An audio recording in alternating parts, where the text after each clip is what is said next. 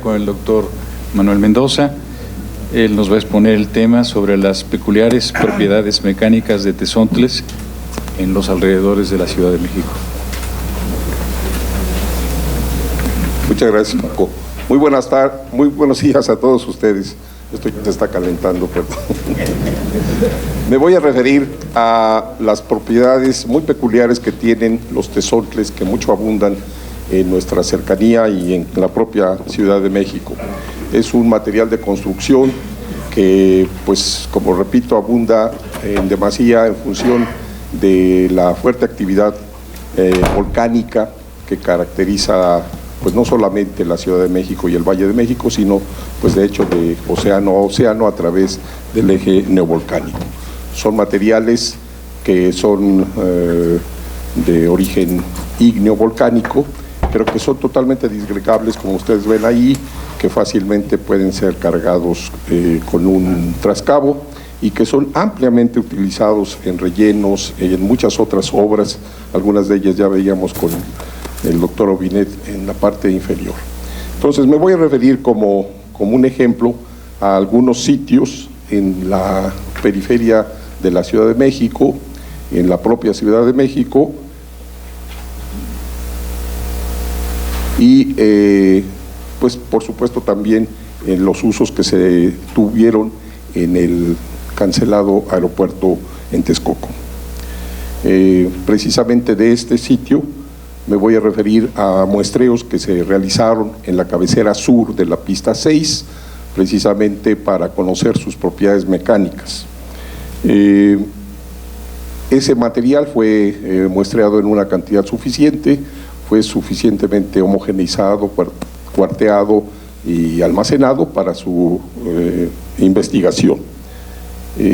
Simplemente la primera y muy importante propiedad es conocer sus características de tamaños, para lo cual recurrimos a una cribadora de grandes dimensiones y en donde, pues, nos arroja que se trata de una grava bien graduada, tiene los coeficientes de uniformidad y de curvatura que la hacen que tenga esa cualidad.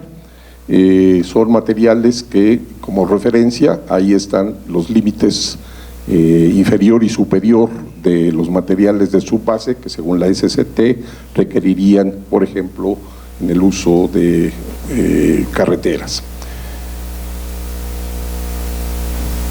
Estos materiales se sometieron a diversas pruebas, algunas de ellas indicadoras de sus características. Ustedes conocen bien este material, abunda para muchos en esta ciudad, y la característica de sus granos es que son porosos, precisamente como resultado de ese enfriamiento repentino que atrapa aire y que hace que sus granos en sí mismo no sean sólidos, sino que tengan una buena proporción de aire.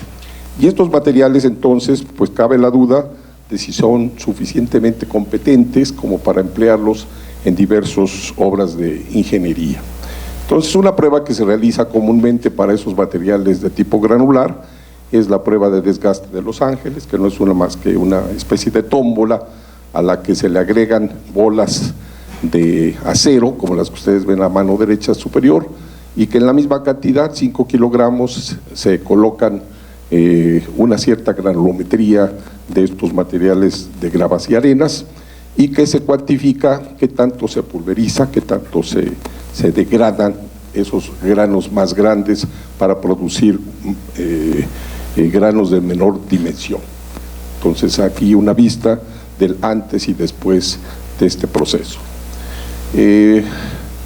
Estos materiales que uno pensaría que precisamente por esa característica tan porosa en sí mismo de los granos individualmente, no serviría, pues, para materiales que inicialmente deberían mantenerse como gravas, pues resulta que los porcentajes de ese desgaste, que ahí les estoy mostrando dos de ellos muestreados precisamente en la zona del aeropuerto, tienen valores de 28 y de 43 grados, que simplemente para darles a ustedes una referencia, usos que requeriría ese pavimento, esto es para el criterio de diseño, esos exigirían entre 40 y 50, de tal suerte que incluso para ese uso, estos materiales de tesontle, y a pesar de esa característica tan porosa de sus granos individualmente, casi que serían suficientes al satisfacer ese requerimiento de la norma SCT. Esos materiales también, dada esa porosidad que manifiestan, pues tienen porcentajes de absorción suficientemente altos, como los que ustedes ven ahí, de 12 y hasta 17%, dependiendo de los tamaños y de la característica, y esto hay que decirlo, son materiales de tipo natural, que son muy heterogéneos. Hay, por supuesto, una cantidad enorme de bancos, como repito, abundan incluso dentro de nuestra propia ciudad. Los valores típicos de una roca basáltica, esto es granos de grava o de enrocamiento suficientemente sólidos, típicamente tendrían absorciones de no más de 3%, en tanto que, pues como ustedes ven ahí, los valores obtenidos experimentalmente con los suelos del aeropuerto, de los tesontles del aeropuerto, alcanzan valores hasta del 17%. Estos materiales también, y atendiendo a la sugerencia de nuestro profesor Marsal, se someten a pruebas de compresión directas, en donde se colocan entre dos placas de acero granos de grava de similar tamaño y se registra la fuerza que es necesaria para romper el primero de esos granos. Esos resultados se muestran aquí, en donde se distinguen que esa carga aumenta, crece en la medida que son tamaños mayores. Obviamente, como repito, y dada la naturaleza de los diferentes tesontles, exhiben una fuerte dispersión en sus resultados. Pero también es cierto que los valores que ustedes, es que no puedo mostrar aquí, no se ve la celda.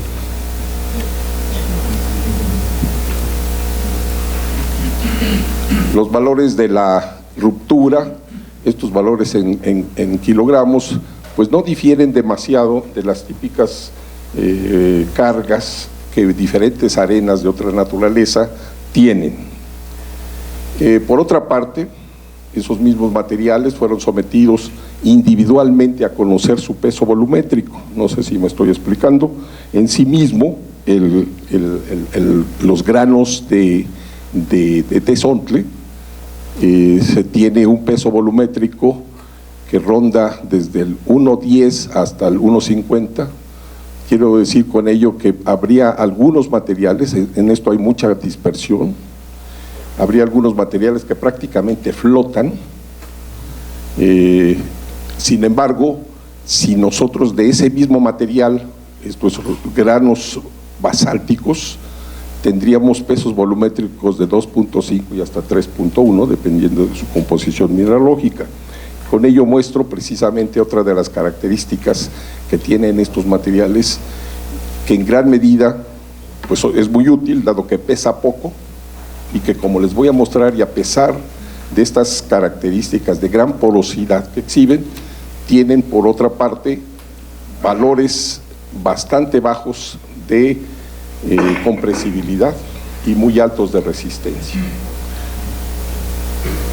Fueron sometidos a ensayos de compactación, obviamente bajo condiciones de vibración, dada su condición granular, en donde en las abscisas tenemos el tiempo en que esto se mantuvo bajo vibración, y apreciamos que aumenta claramente su peso volumétrico en la medida que se pasa más tiempo, que alcanza prácticamente una condición estable. Pero algo que también hemos observado es que si le damos de más, esto es, si le damos más compactación, si le entregamos más energía, pues lo único que logramos es romper precisamente esos granos. Aquí se muestra esto que estoy comentando, que de una condición inicial y dependiendo de los tiempos en que se somete a la compactación, pues hacemos un material que cada vez gana en el porcentaje de materiales de tipo arena e incluso de finos. Esto es, obviamente, en la medida que lo compactamos más, lo pulverizamos. Y como decía, además de entonces toda esa caracterización de los materiales como tal, a través de propiedades indicadoras o propiedades índice, llevamos a cabo pruebas mecánicas, en este caso de compresibilidad unidimensional, en un odómetro de 40 centímetros de diámetro y altura, que fue sometido a una carga sostenida, a una presión, y lo que les muestro enseguida son resultados de esa presión creciente, en donde, pues dependiendo desde luego de la compacidad, después de su estado, qué tan suelto o qué tan compacto está, exhiben diferentes porcentajes de deformación unitaria, y en donde se aprecia que pues son valores bastante modestos, muy bajos valores de deformación, precisamente, fundamentalmente, en los niveles bajos de esfuerzo, que serían fundamentalmente a los que están sometidos en los trabajos para los que son usados, que son principalmente rellenos. Entonces, valores de 1 o 2% de deformación unitaria, yo diría que no nos espanta mucho a los ingenieros para muchos usos. También se realizaron pruebas triaxiales. Ellos se llevaron a cabo en este equipo de laboratorios de mecánica de suelos de nuestra institución, en donde se ensayaron especímenes de 15 centímetros de diámetro y 30 centímetros de altura. Aquí les muestro algunos de esos resultados. En esta gráfica, las curvas esfuerzo de formación para diferentes presiones de confinamiento, en donde se distingue con mucha facilidad un valor pico y un valor residual. Esos valores pico determinan una envolvente de resistencia. Estoy hablando aquí ahora de un diagrama de Moore, en donde se aprecian una envolvente de falla curva, no es una recta, que exhibe precisamente la característica de muy alta resistencia, principalmente a los niveles bajos de esfuerzo, y que alcanzan ya valores lineales a niveles de esfuerzo mucho mayores, y que corresponden a condiciones de estado crítico que alcanzan después de fuertes deformaciones en su comportamiento. Entonces, esta es otra de las características: una muy baja compresibilidad, una muy alta resistencia, a pesar, como repito, de su naturaleza muy porosa, de sus granos. Aquí les muestro los valores que alcanzan pues los 65 grados, que son valores bastante altos para compacidades moderadas, de mediana a alta compacidad para diferentes bancos de tesontles. Les muestro aquí el comportamiento esfuerzo de formación y el comportamiento en un diagrama PQ, en donde muestra un comportamiento muy claramente dilatante y que determina consecuentemente valores muy altos de resistencia. Asimismo, incluso para suelos a volteo, muy sueltos, inicialmente exhiben un comportamiento que tiende a ser contractivo, pero a fin de cuentas, y como ustedes ven aquí, con presiones de poro que alcanzan a ser incluso negativas para condiciones sueltas. Es verdaderamente sorprendente este comportamiento, y de ahí que hemos denominado que tiene muy peculiares propiedades mecánicas este tipo de materiales.